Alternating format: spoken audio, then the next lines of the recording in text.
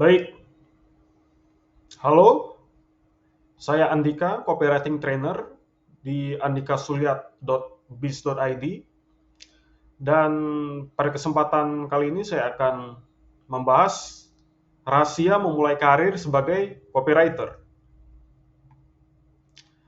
Tak kenal maka kenalan. Nah, ini singkat aja tentang diri saya. Jadi tahun 2016 itu saya lulus S1 ya atau sarjana di FMIPA Universitas Indonesia. Kemudian 2017 saya lanjut kerja di sebuah startup aplikasi bahasa asing yang berlokasi di Jakarta.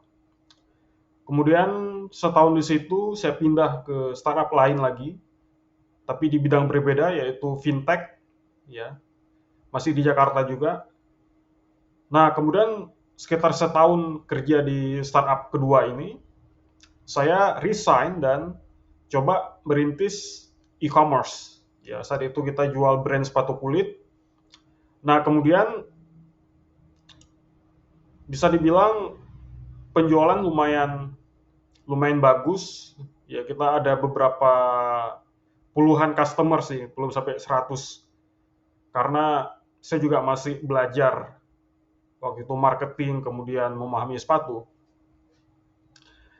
Lalu kemudian tahun 2020 itu pandemi dan itu cukup menghantam terutama industri sepatu ya karena kita tahu pabrik sepatu itu stop beroperasi, orang-orang juga lockdown. Ya. Singkat cerita, saya harus tutup bisnis e-commerce sepatu saya dan kemudian coba beralih ke bidang lain, yaitu saya coba rintis pelatihan skill digital. Nah, skill digital ini saya mulai dari kelas website tanpa coding, menargetkan pebisnis UMKM, ya, pebisnis kecil, dan kemudian saya salah strategi, karena waktu itu saya malah habisin uang, waktu, dan tenaga untuk bangun atau develop course-nya dulu. Itu cukup banyak menyita uang terutama. Dan saya udah kehabisan uang untuk beriklan dan juga marketing. Ya, jadi jangan ditiru. Nah, maka dari situ saya sadar kalau cara terbaik itu kalau memang budget nggak sampai ratusan juta, ya, itu mending kita coba bangun audiens dulu. Nah, itulah yang saya lakukan di LinkedIn saat ini. Jadi saya mulai coba ngonten. Waktu itu saya coba eksperimen aja. Kalau memang masih belum take off, itu saya rencana mau lamar kerja aja. Ya, well, in fact saya udah lamar kerja tapi belum ada panggilan yang sesuai harapan. Tapi alhamdulillah, ternyata respon dari audiens saya terutama untuk konten copywriting itu tinggi ya. Bahkan sampai sekarang juga konten copywriting itu tinggi banget. Nah, sehingga alhamdulillah perlahan saya bisa bangun email list atau subscribers dan juga audiens di LinkedIn. Sampai saat ini udah ada 3 ribuan followers terus ya. Dan here I am menjalankan webinar dan juga nanti mau bootcamp tentang copywriting.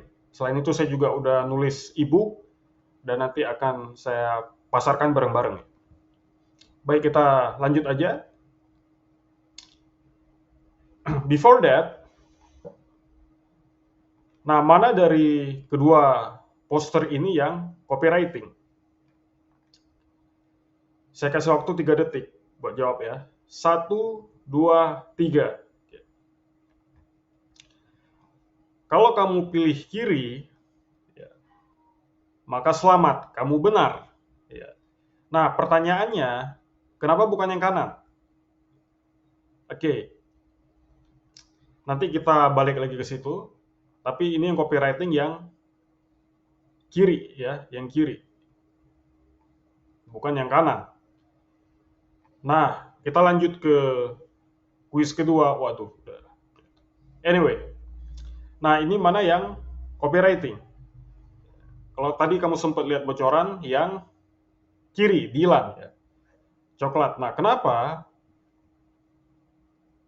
yang Dilan, kenapa bukan yang Pungli? Nanti kita juga akan bahas bareng-bareng. Nah, terakhir, mana yang copywriting? Saya kasih waktu 3 detik. 1, 2, 3. Jawabannya adalah dua-duanya. Oke? Baik. Ayo kita bahas yang pertama. Nah, kenapa yang kiri copywriting tapi bukan yang kanan? Karena copywriting itu adalah tulisan persuasif dengan tujuan komersil. Ya. Nah, sehingga komersil di sini untuk menjual produk atau jasa, ya, secara eksplisit atau terang-terangan. Ya. Dan jualannya nggak mesti harus promo melulu sih. Ya, yang penting kalau niat tujuannya jualan secara komersil, maka pasti dia copywriting. Nah, sedangkan yang kanan ini, dia nggak ada tujuan komersilnya. Ya, ini cuman peringatan ulang tahun Indonesia atau Dirgahayu Republik Indonesia yang ke-75. Ya. Jadi ini bukan copywriting. Cuman ucapan ulang tahun. Nah, lalu kuis kedua, kenapa yang kiri bukan yang kanan? Alasan yang sama. Ya, ini jelas komersil. Produk coklat. Nah, kalau ini dia cuman himbauan ya untuk stop atau hentikan pungutan liar. Ya, nggak ada komersil apa-apanya. Nah, maka ini cuman ya sebatas tulisan persuasi saja, bukan copywriting. Nah, lalu di case ini kenapa? Kalau yang ini jelas ya, Aqua produk brand komersil. Kenapa yang kanan ini juga copywriting? Nah, alasannya sama seperti Aqua, Dilan, dan Oreo tadi. Ini dia komersil. Nah, ini memang cukup tricky.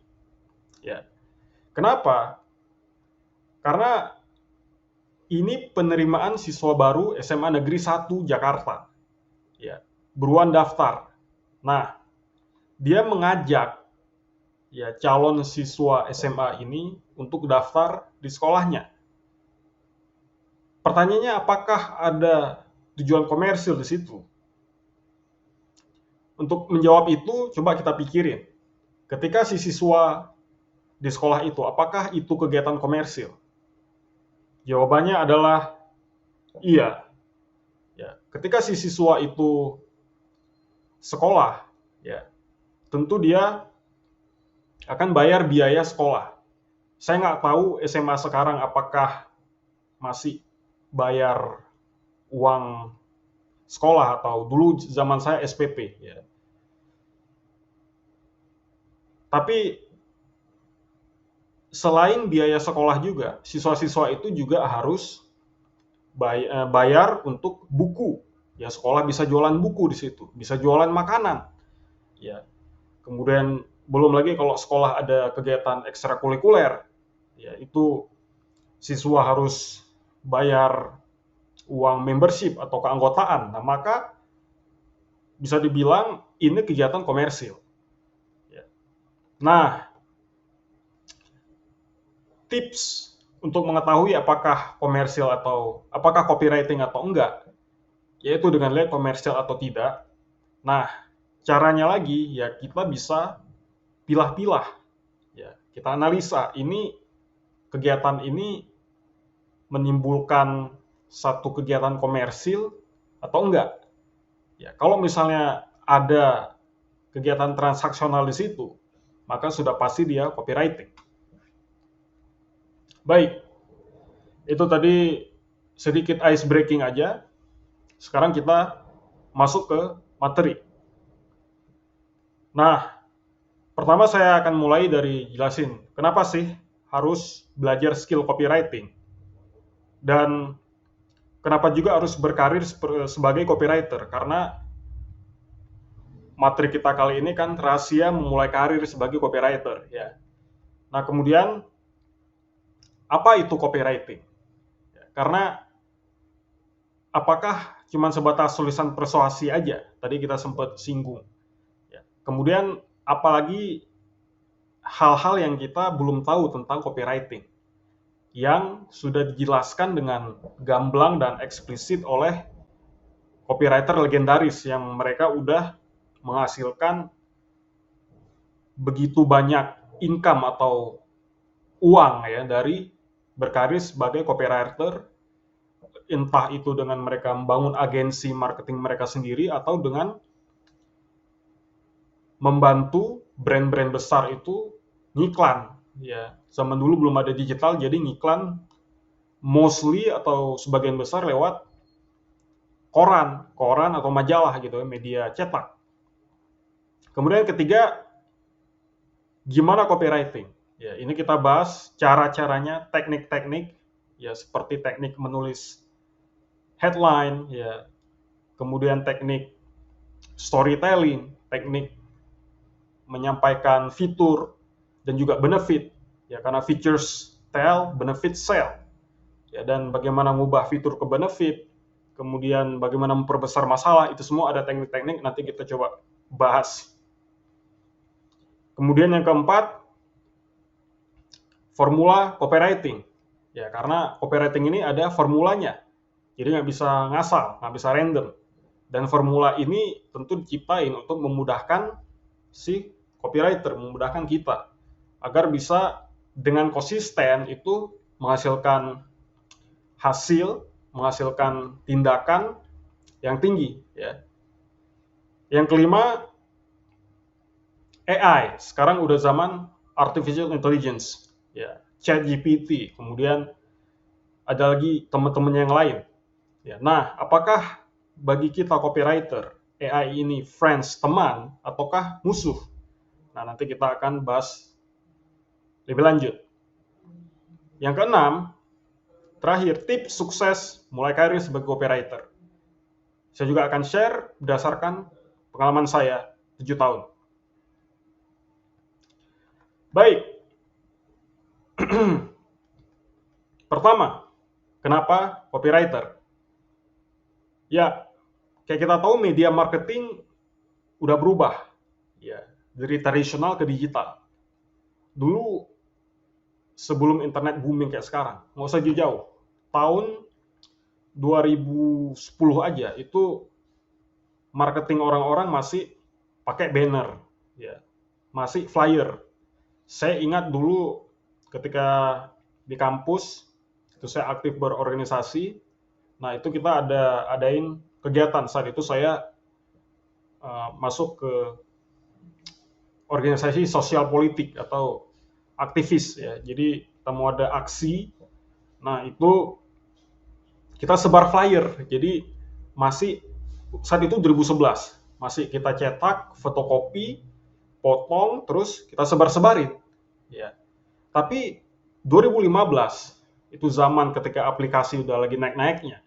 Ya, ketika Gojek lagi boomingnya.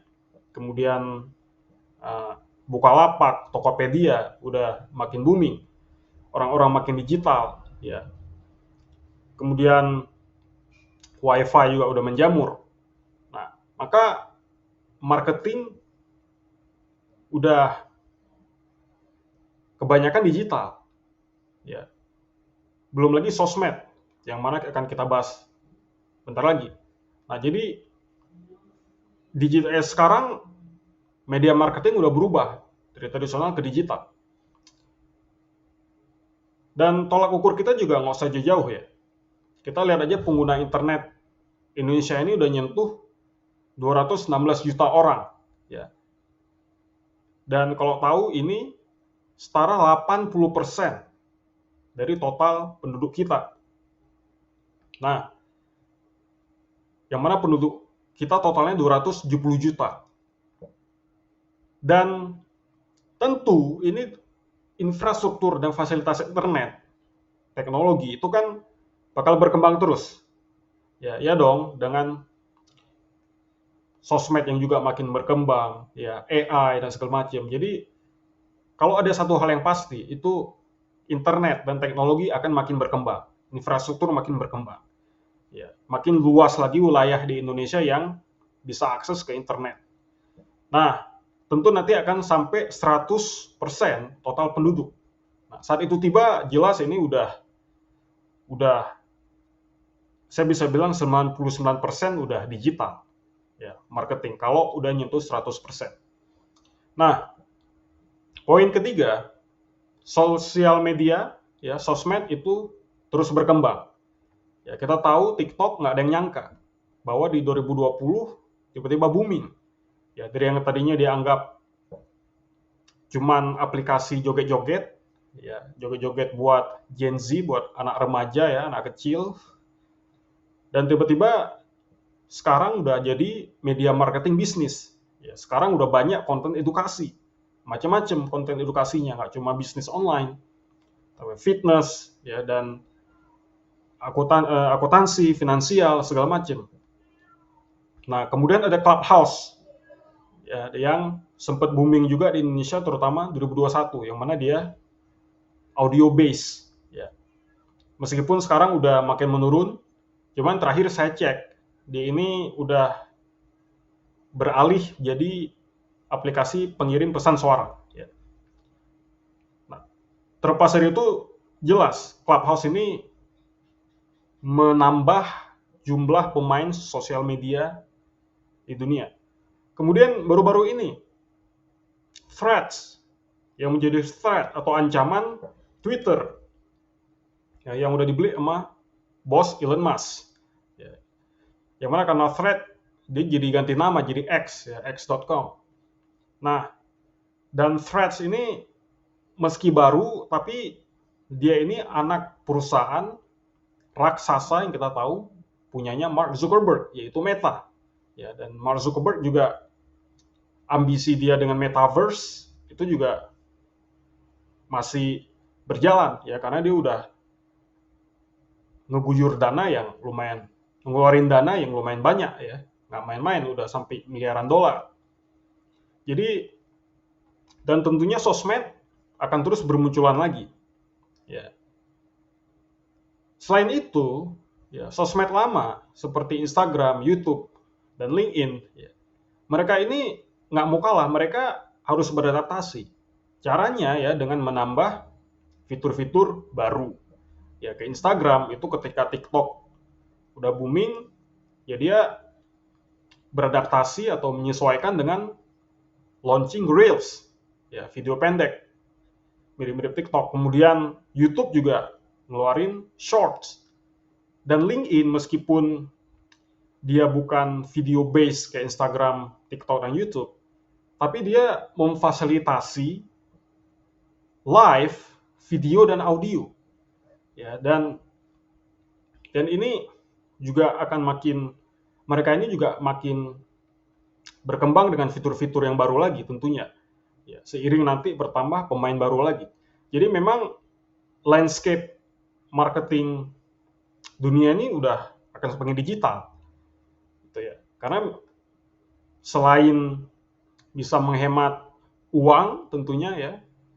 Kalau misalnya kayak tadi di case saya itu cetak flyer, bayangin kalau ada 1000 flyer kali aja 100, gitu ya, udah 100.000. Sementara dengan sosial media gratis, ya, untuk promosi. Dan selain itu, selain hemat biaya, hemat waktu juga. Ya, kalau tadi saya flyer harus pergi ke fotokopi lagi, kemudian harus motong lagi, gitu ya. Tapi dengan sosmed dan dengan channel digital itu cuma dalam hitungan detik langsung bisa menjangkau sebanyak mungkin orang. Ya, jadi digital ini hemat biaya dan hemat waktu. Nah, selain channel-channel digital dan sosmed yang makin bertambah juga, sekarang muncul lagi nih artificial intelligence. ya, yang ikut meramaikan marketing digital. Jelas ChatGPT ya yang sangat revolusioner menurut saya. Ya, bagaimana itu kita bisa mendapat informasi yang personal meskipun nggak super spesifik, ya. Tapi cukup holistik, cukup komprehensif, ya, untuk ngasih tahu poin-poin dari topik yang mau kita cari. Ya. Jadi dan jawaban dari ChatGPT ini sangat logis, ya, dan juga bijak juga. Dan tapi untuk copywriting, ya, sayangnya AI ini masih belum. Ya, mungkin siapa tahu di masa depan akan bisa. Cuman untuk saat ini masih belum bisa nulis copy yang relevan atau yang sesuai dengan kondisi kita, ya, yang spesifik dengan kondisi kita juga dan personal. Ya, kalau kamu saat ini coba nulis copy pakai ChatGPT 100%, ya, maka pasti nggak seoptimal copywriter yang memang udah berpengalaman. Ya. Dalam hal kesesuaian itu tadi, kemudian spesifiknya dan personalnya. Ya. Jadi, karena alasan itulah, kamu sebagai calon copywriter harus bisa nih manfaatin si AI ini. Ya, si AI ini karena ya kalau nggak akan dimanfaatin dengan copywriter lain, ya, yang bisa optimalin copy mereka pakai ChatGPT. Ya, kayak yang saya bilang di awal tadi bahwa kekuatan ChatGPT itu di holistiknya, di komprehensifnya. Ya, dia ngasih tahu kita banyak poin-poin atau banyak area yang kita nggak aware. Ya, tapi kalau untuk dalam masih belum optimal seperti operator profesional. Jadi harus dimanfaatkan.